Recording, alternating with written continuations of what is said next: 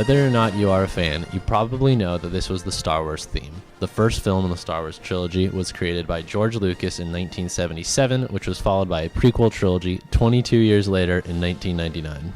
What people don't know is that the movies themselves weren't the only key to the Lucas fortune. The core really came from the toys. We met with Herbert, who owns Cards and Comics Central in the Richmond district of San Francisco, to talk about the impact of Star Wars merchandise. My name's Herbert. I'm the owner of Cards and Comics Central, and we've been in business for, I say, about 27 years now. Primary products that we carry are like collectible toys, high-end statues and action figures, and a lot of Japanese imports and comics. Regarding Star Wars, for me personally, I mean, I grew up with it, in the 70s and stuff like that. It was the biggest sci-fi thing ever. It's one of those things that is a classic. If I see it on TV or if there's a new updated version, I'm gonna watch it.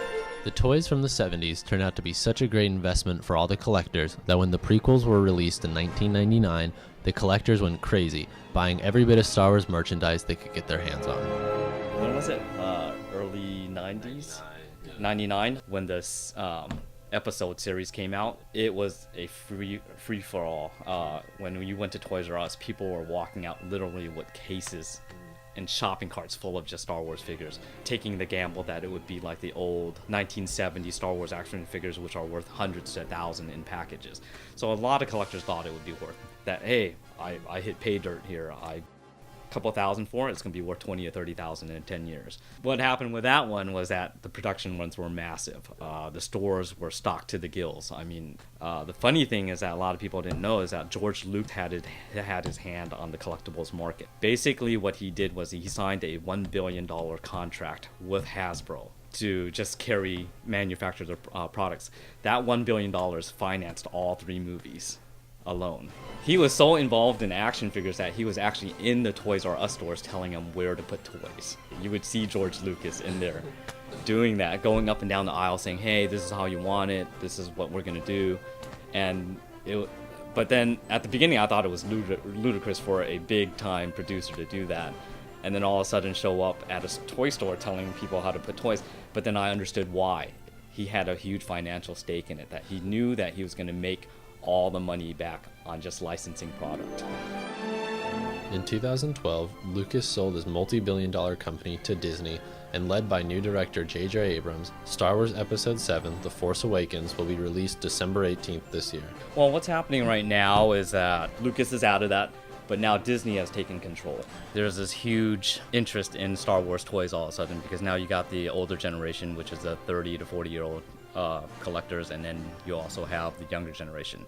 So there's been this huge anticipation for all Star Wars products, which so far has shown quite a bit of interest. But what happened was that there was this big push on what was called Force Friday. But for some reason, there was just very little product out there, and if so, it sold out very quickly. And since then, the products have been sporadically showing up on shelves. Even Walgreens has it, and Rite Aids. But the distribution of the products have been kind of like haphazard or even sporadic, which is kind of surprising for me for such a huge product. But it has to be seen what's going to happen on Black Friday, because there's been rumors that every single super chain store, Walmart, Toys R Us, is going to stock up heavily on Star Wars and have special promotions.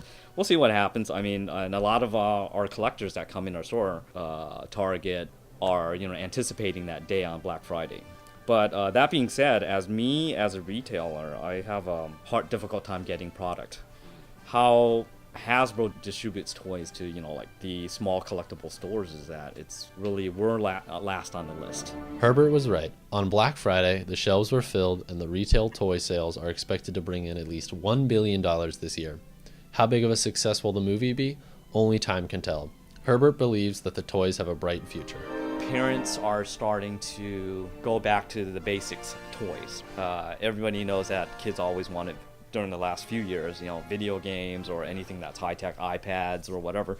But we hear that there's going to be a huge push on just toys itself, action figures, and especially Star Wars, since it's coming out on the holidays.